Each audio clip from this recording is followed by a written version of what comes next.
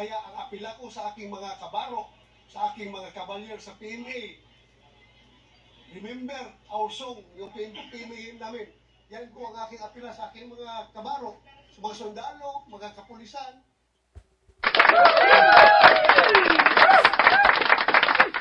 Hello, shout out at mapagpalang araw po sa ating lahat, mga minamahal kong kababayan Luzon, Visayas at Mindanao at sa ating mga OFW at balikbayan po dyan sa iba't ibang panig po ng ating mundo guys, no? Isang mapagpalang araw po or gabi sa inyong kinaroroonan kung anong oras po sa inyo dyan.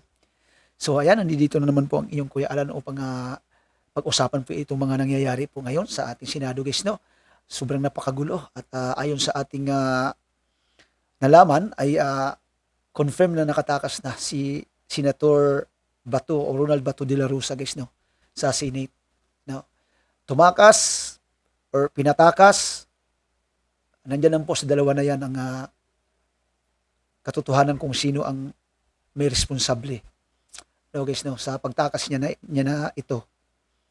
At sobrang grabe guys, sobrang talagang planado ang lahat ng mga pangyayari. Alam na natin yan, hindi tayo bubugis, no.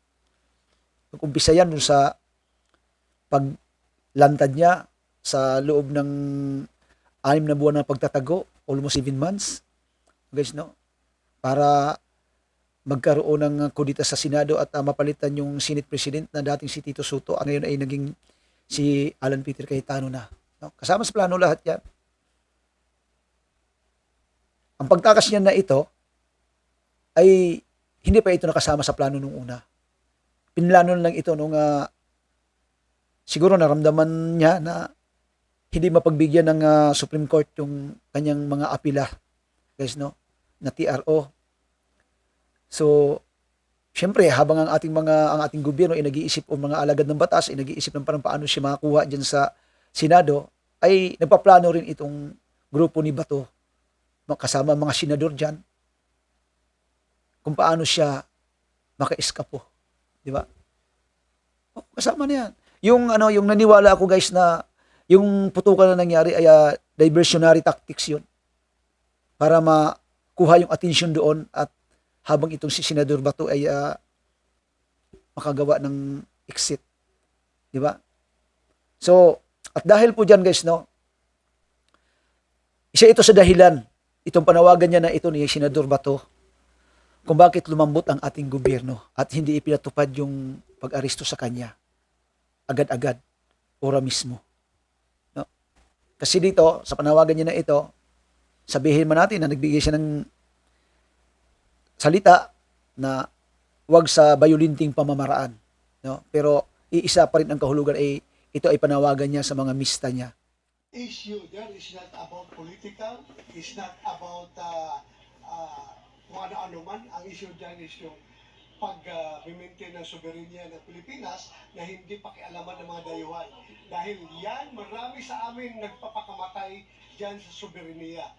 Kahit sinong Pilipino pwede magpakamatay pag tayo pinapakialaman ng mga banyaga.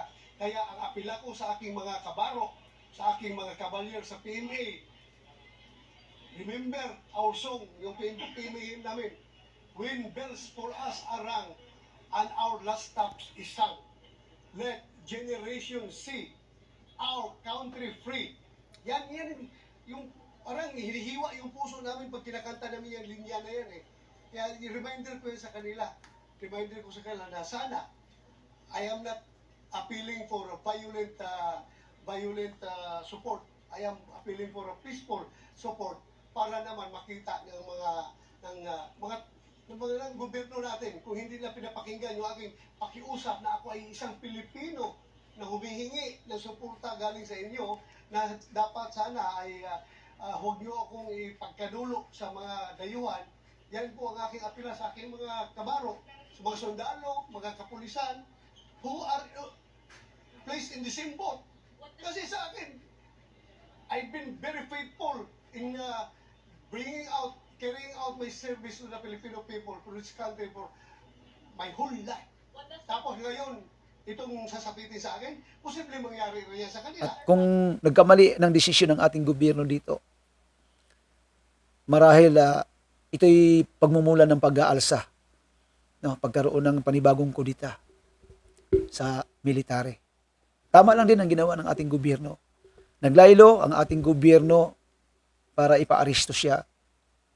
At tama rin ang ginawa ng ating NBI na sumunod sa atas ng ating Pangulo na huwag siyang arestuhin, bagkus protektahan, pero subaybayan.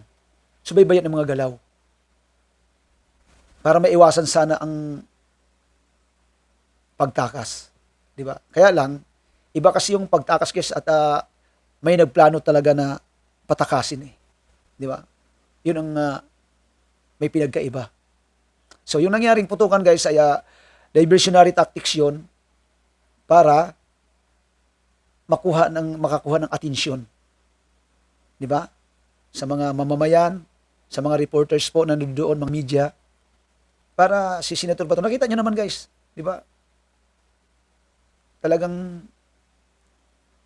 nagawa ng maayos yung kanyang pagtakas at ayon sa ating nalaman ay kasama si Ruben Padilla or si Ruben Padilla ang kasama sa pagtakas. Kaya dapat alam nyo itong si Ruben Padilla, dapat buhayin uli yung ano nito eh, yung dating kaso nito eh. 'Di ba? Pinardon ito ni dating Pangulong Duterte, 'di ba? Dapat buhayin uli ang kaso nito. Oo, kasi ito yung ginawa niya na ito na pagpapatakas kay Bato, Senator Bato, ay isa na ito sa pwedeng maging ground guys para buhayin muli yung kanyang kaso. 'Di ba? Kasi hindi man related sa posisyon ng deadly weapon or illegal na armas, naging kaso niya dati, illegal possession. Sim pa rin yun na gumawa siya ng masamang hakbang para isang fugitive ay makatakas, di ba? Dapat may pananagutan si Ruben Padilla dito. Di ba mga minamahal kong kababayan? Sabi ni Senator Bato sa kanyang dito sa kanyang kwento na ito, no? Na since nag-umpisa siya sa kanyang career bilang isang policeman, no, ay naging tapat naman daw siya sa kanyang tungkulin, nakipagbakbakan agad siya during siya ay Philippine Constabulary pa lang, PC pa lang nung panahon. Ako naniniwala ako doon guys eh, naniniwala po ako doon. O sino sa inyo dyan ang naniniwala sa kanya? Totoo po yan. Noon po yun, nung hindi pa siya nagpahawak sa mga politiko na katulad ng mga Duterte. Oo. Tama po siya doon. Nung hindi pa po siya nagpahawak sa mga politiko. Pero simula nung nagpahawak siya sa mga politiko, guys, yung sinumpaan niyang tungkulin na serve and protect, baga yun? Oo. Sa sambayan ng Pilipino. To serve and protect. Di ba? Hindi niya na nagampanan yun. Nagampanan niya na lang yun sa politiko, sa isang tao, sa mga Duterte, sa family Duterte. Doon na lang siya gumanap sa kanyang pinanumpaang tungkulin na to serve and protect. Di ba? Yan ang katotohanan po dyan. Kaya yung pangyayari sa inyo ngayon, Senator Bato Duterte, yan yung naging consequences ng ginawa mo. Na nagpahawak ka. No? Nagpagamit ka sa mga politiko. Alam naman namin na ang ginagawa mo na yan ipagtanaw ng utang na loob diyan sa mga Duterte dahil sa nangyari sa police career mo at sa pagiging senador mo. Kasi nangyari naman lahat yan, yung pagtaas ng ranggo mo, pagiging chief of PNP mo noong panahon ni Duterte, nung kanyang administrasyon. Nangyari lahat sa buhay mo na yan dahil kay Duterte. Hanggang sa naging senador ka. Kaya talagang utang na loob mo kay Duterte yung mga nangyari sa buhay mong magaganda. Kaya lang, tanggapin mo na rin sa sarili mo kung ano yung pangit na nangyari sa buhay mo ngayon ay dahil din sa mga Duterte. Yun ang naging sukli ng pagpapagamit mo sa mga politiko. Diba guys? Comment po kayo dyan guys kung mali ba ang inyong Kuya Alan. Naniwala ako guys na noong una sa kanyang serbisyo bilang policeman ay talagang to serve and protect to the Filipino people. Di ba? Naniniwala tayo dyan. Sinasabi niyang nakikipagbakbakan siya. Naniniwala tayo dyan. Pero nung nagpahawak siya sa mga Duterte, Diyan na nag-umpisa yung kanyang yung pag-angat ng kanyang posisyon bilang policeman hanggang sa naging chief of PNP po siya. 'Di ba? At hanggang ngayon naging senador siya. Kaya nga lang ito yung nagiging sukli. Kung ano yung kasaganahan na natamo mo noon, pero nauna naman yung kasarapan, nauna naman yung pag-angat mo, yung sarap ng buhay, yung kasaganahan, bago itong huli na pwede mong pagsisihan. Di ba?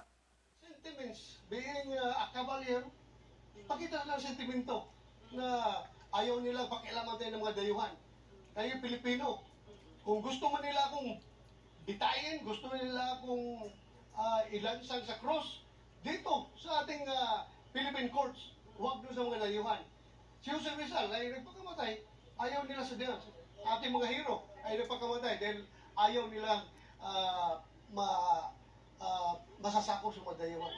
We belong to one country, we serve under one constitution. Ganun lang naman. Nakasabi sa konstitusyon, napangalagaan ng gobyerno yung welfare, yung serve and protect the Filipino citizens. Ako na nagtrabaho ng gusto since day one of my career. Nung aking first day na aking Philippine Constabulary years, pag-graduate ko ng PMA, pagdating ko doon sa Davao area, gira kagad dinaharap ko all throughout hanggang wala pa kong opisina ng assignment, puro ako field assignment doon pa. Kaya nagsisisi minsan ako. Kaya, pero mangyayari, hindi talaga maganda. Hindi naman ako,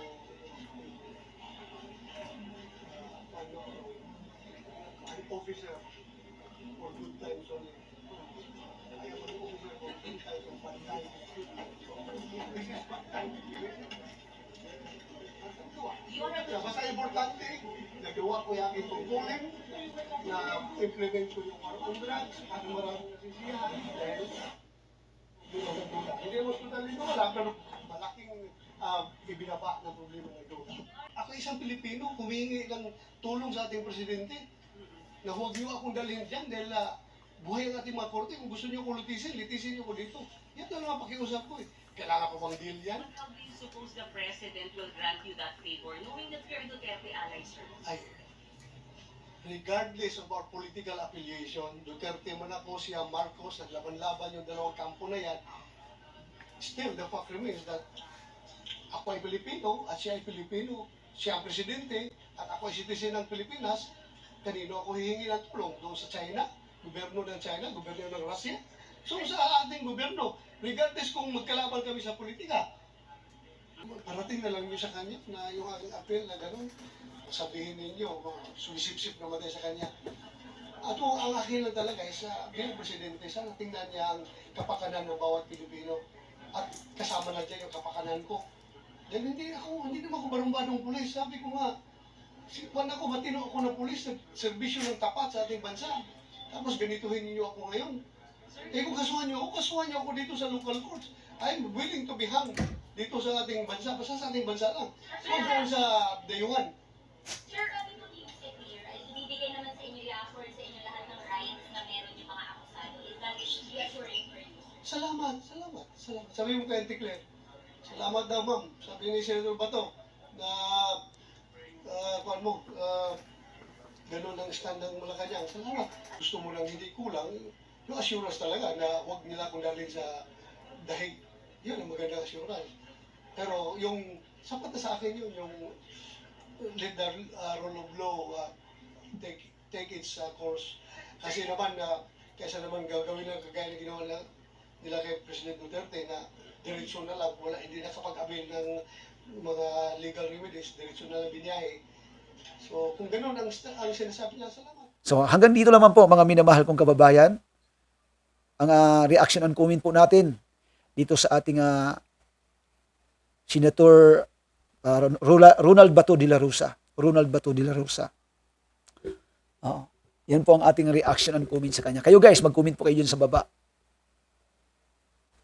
Yan. Diyan po naging mahina po yung ating gobyerno kung bakit hindi na-implement yung warrant, ICC warrant of arrest para kay Senator Bato dito sa Senado. Dahil sa panawagan niya na po na ito. Di ba, mga minamahal kong kababayan? Okay? Ingat po kayo palagi. Hanggang sa muli po. God bless.